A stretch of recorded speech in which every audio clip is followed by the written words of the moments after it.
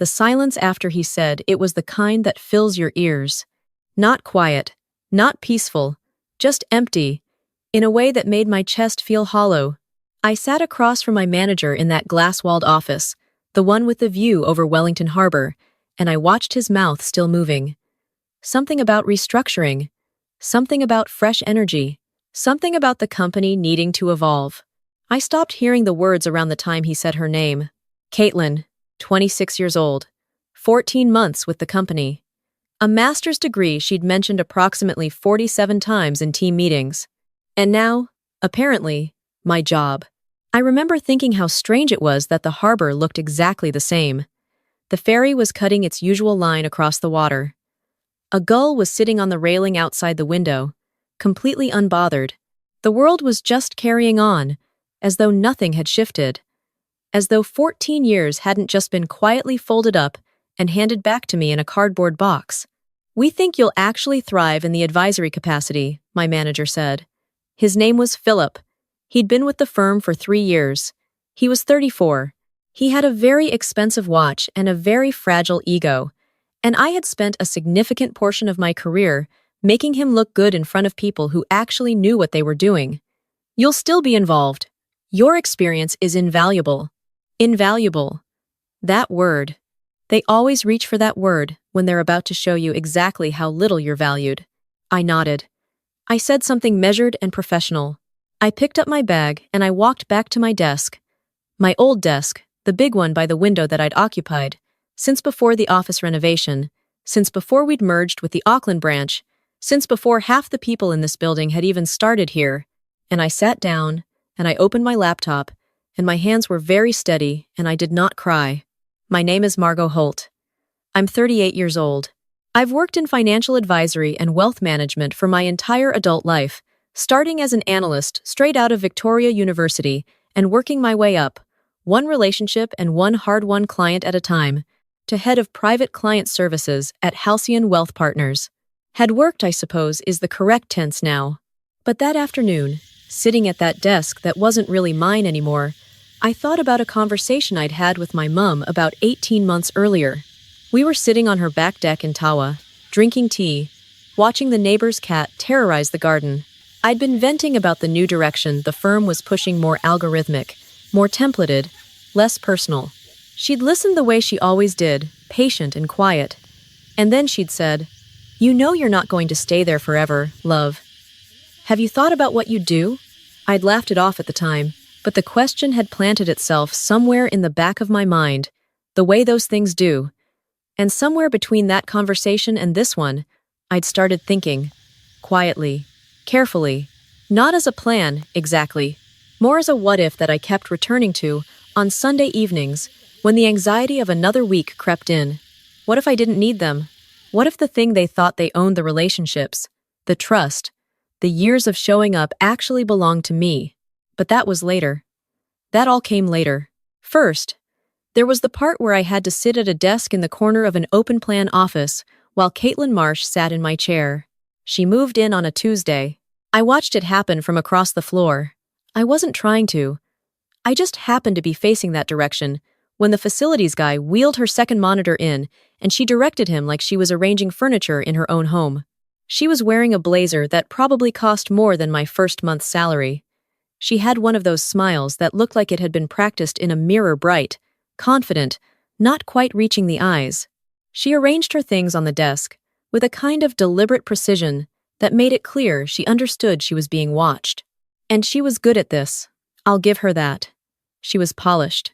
She'd done her MBA at Melbourne, and she talked about it the way people talk about a religion they've recently converted to, with the certainty of someone who's never had their theories tested by an actual human being, at 2 a.m, crying about her retirement fund. That's the thing about this industry that you can't learn in a classroom. The work is not about numbers. The numbers are just the surface. Underneath, it's about fear, about trust, about the fact that the people handing you their life savings have usually been burned before, and they are choosing to extend you something that took them a long time to rebuild. You cannot rush that, you cannot template it, and you absolutely cannot inherit it from someone else. But Philip didn't understand that. Or maybe he did, and he didn't care. He was under pressure from the partners, to demonstrate innovation, to prove that Halcyon was forward-thinking, and Caitlin, with her analytics background and her conference talk proposals, was the visible symbol of that story. I was the other kind of story.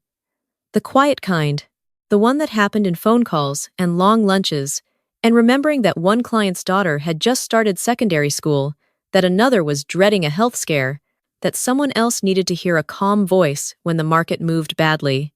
The story that only shows up in revenue figures once it's gone.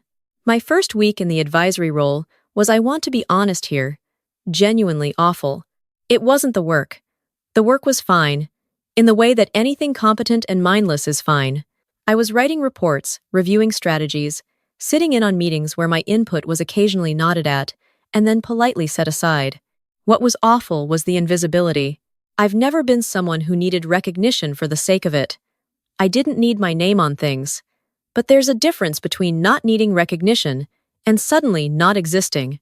And that's what those first weeks felt like I'd been put on mute, like I was watching my own life from a seat slightly to the left of where I used to stand. My colleague and closest friend at the firm, a woman I'll call Bex because she'd kill me otherwise, kept checking in. She'd appear at my desk with coffee she claimed was hers, and then forget to drink.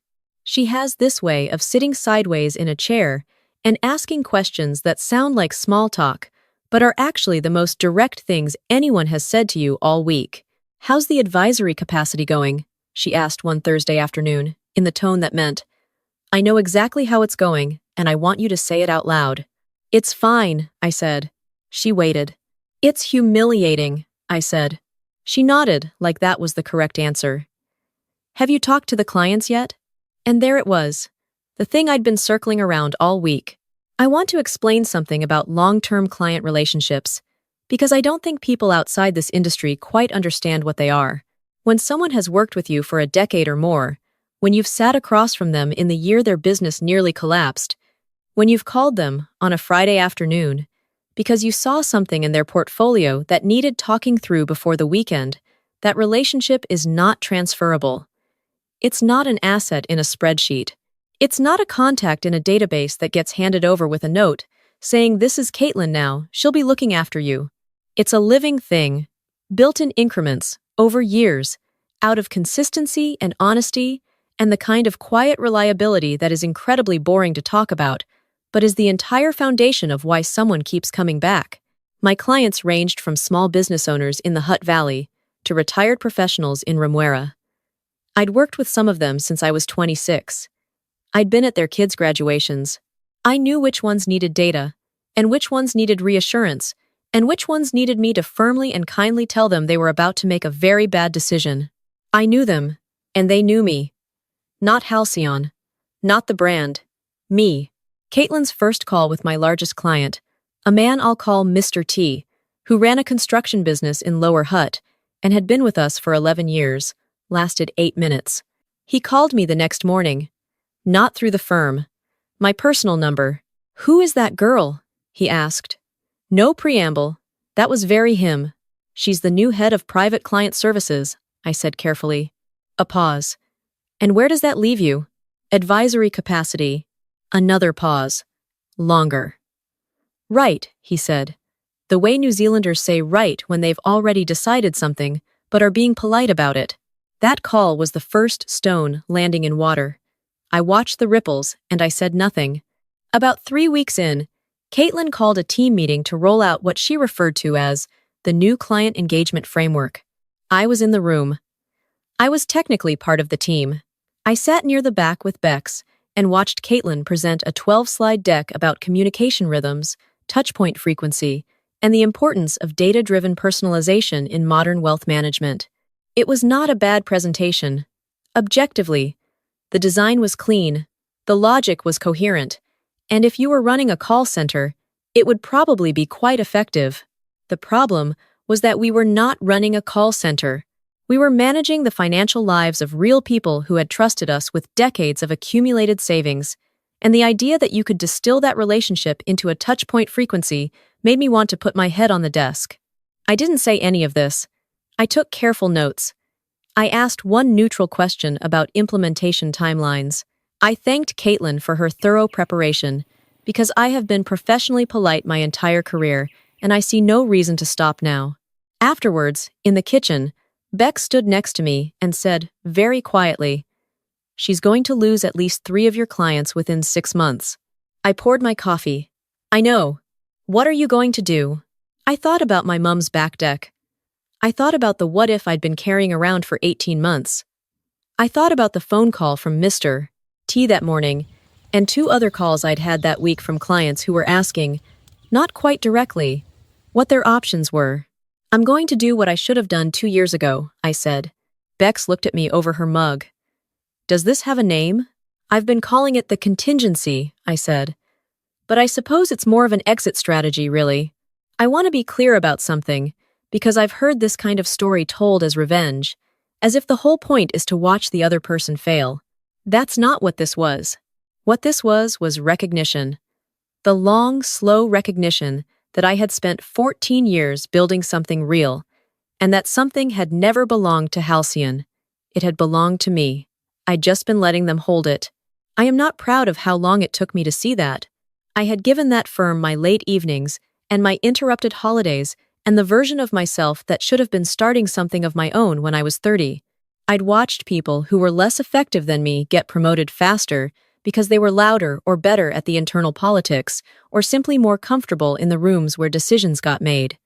I'd absorbed it, adapted, told myself that quiet competence was enough, that eventually it would be seen. And it was seen. They knew exactly what I was worth. That's why they put Caitlin in my chair instead of firing me. They needed me to stay close consulting, mentoring, smoothing the transition while they handed my ceiling to someone else. Understanding that clearly, not bitterly, just clearly was what made everything after possible. The exit strategy was not something I invented in a moment of anger. It was something I'd been sketching, in the back of my mind, and occasionally on paper, for the better part of a year before any of this happened. I want to be careful about how I describe this, because there's a line between planning and disloyalty, and I was precise about not crossing it. I did not take client information. I did not approach anyone while I was employed, or using firm resources. I did not undermine Caitlin or anyone else. I showed up, did my job, wrote my reports, and waited. What I did do, in my own time, on my own devices, was build something. I registered a company. I spent evenings researching what independent financial advisory firms actually looked like in New Zealand, the regulatory requirements, the PI insurance, the platform options. I talked to my accountant, a woman who'd been doing my personal returns for 6 years and who did not even blink when I explained what I was considering.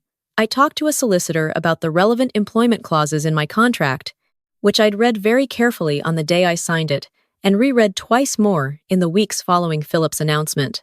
I built a website. Nothing public yet, just scaffolding. And I waited for the right moment. It came about 2 months later, from a direction I hadn't entirely anticipated. I arrived at work one Thursday morning to find an email marked urgent from Philip, asking me to come to his office. I walked in to find him sitting across from the head of the Auckland partnership, a man who had flown down specifically for this meeting, which told me everything about how seriously they were taking whatever they were about to say. The Thornwood Group, our firm's largest institutional client, a relationship that I had personally managed and grown for 9 years, had put their contract under review. They had concerns, Philip said carefully, about the transition in client management. They had requested, specifically, a meeting with me. Philip wanted me to reassure them, to explain that the new structure was sound, to smooth things over and get them back on track with Caitlin. He smiled when he said it. The kind of smile that assumed I would do this because I was professional, and this was what you did. I looked at him for a long moment.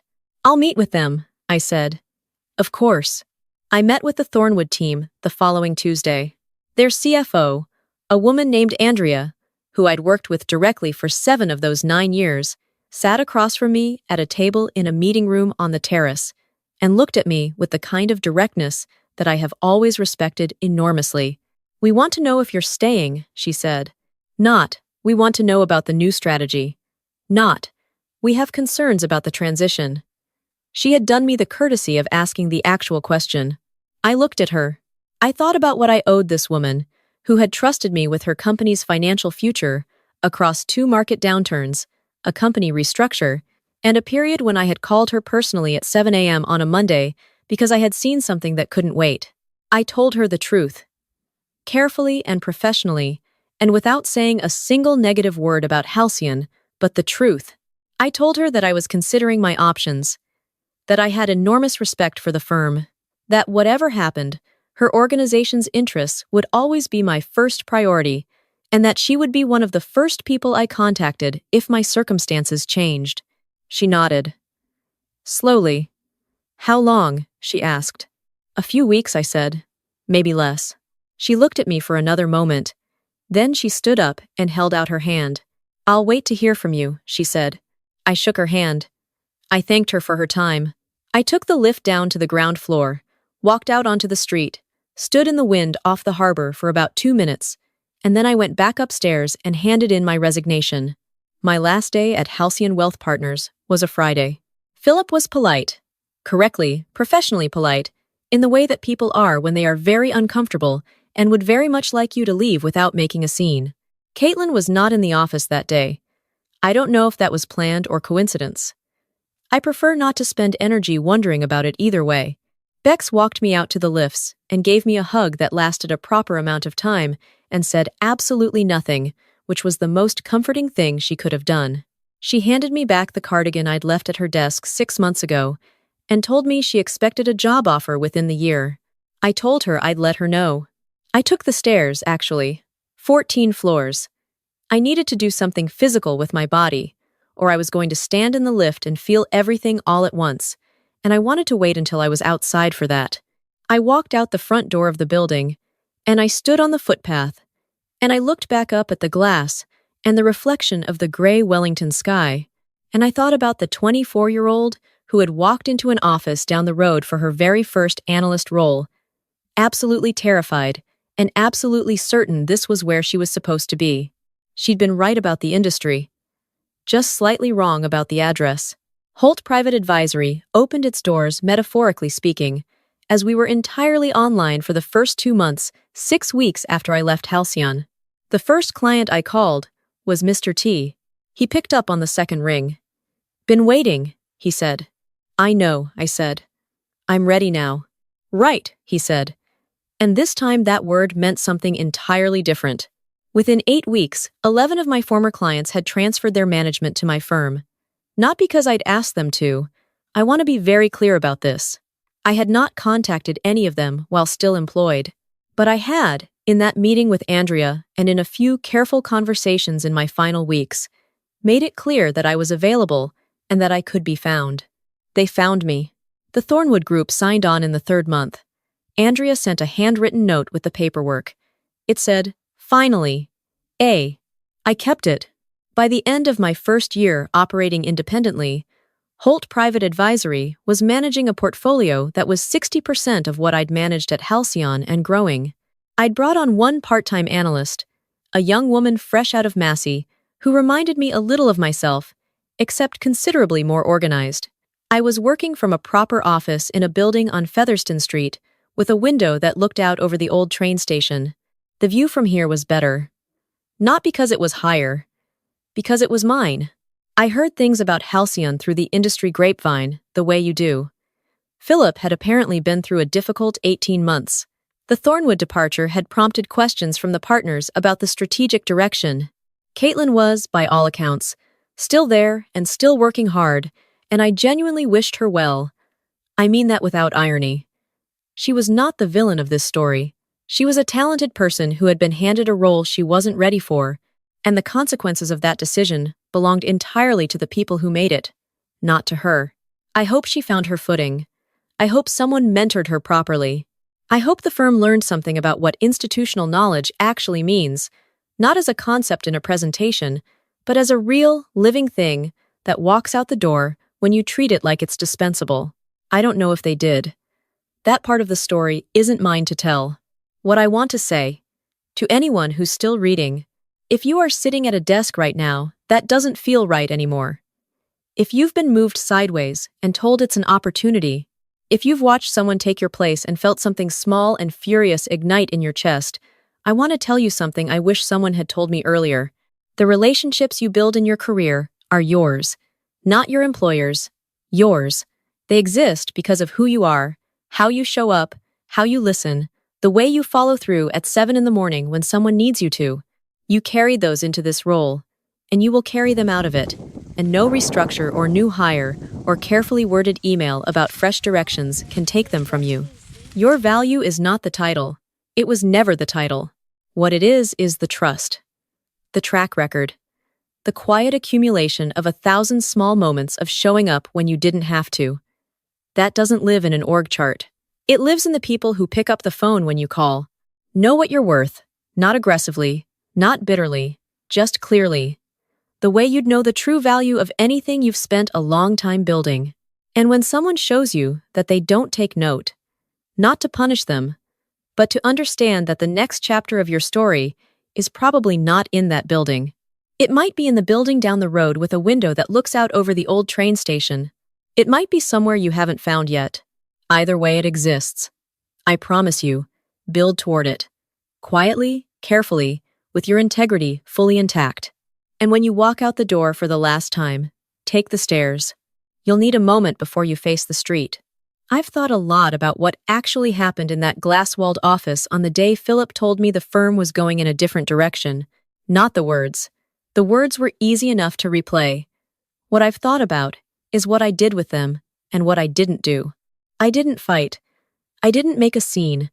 I didn't send an email I'd later regret or say something sharp and satisfying in the moment that would have cost me everything after. I went back to my desk. I did my job. And somewhere underneath all of that, very quietly, I kept building. I used to think that was passivity. Looking back, I understand it was something else entirely. It was the difference between reacting and deciding, between letting someone else's bad judgment become your crisis and simply choosing not to. The cause of what happened to me at Halcyon was not Caitlin. It wasn't even Philip, really. It was a system that had learned to measure value in the wrong units, in titles, in buzzwords, in the kind of confidence that fills a room versus the kind that fills a spreadsheet at year-end. I'd known that system for years. I'd worked within it, adapted to it, made myself useful inside it. What I hadn't done, not until I had to, was ask whether the system was worth staying in. That's the question I wish I'd asked sooner. Not out of bitterness, just out of honesty. Because here's what I know now, that I couldn't quite articulate then. The work you do with integrity, the relationships you build through consistency, the trust you earn one small, reliable action at a time, none of that belongs to your employer. It travels with you. It waited for me, as it turned out. It was still there on the other side of a resignation letter and 6 weeks of building something from scratch. What Andrea said to me in that meeting room, "I'll wait to hear from you," that didn't happen by accident. It happened because of 9 years of 7 in the morning phone calls and difficult conversations and showing up when it would have been easier not to. You can't manufacture that in a framework presentation. You can't template it. It either exists or it doesn't, and it exists because of choices made quietly, over time, without anyone watching. That's what I want to carry forward. The understanding that integrity is not a strategy. It's not something you deploy when it's useful. It's the thing you're either building or eroding in every single interaction, whether anyone notices or not. And intelligence, real intelligence, the practical kind, is knowing the difference between the situation you're in and the situation you could be in. It's reading the room and then reading past the room to what's actually possible if you're patient and honest and willing to do the work without applause. Margot's story. My story is not really about a firm that made a poor decision or a young woman who wasn't ready for a role she was handed. It's about what happens when you finally stop waiting to be recognized by someone else and start recognizing yourself, clearly. Without drama. Just clearly. Walk toward what you've actually built. Take the stairs on the way out. The view from the other side is better than you think.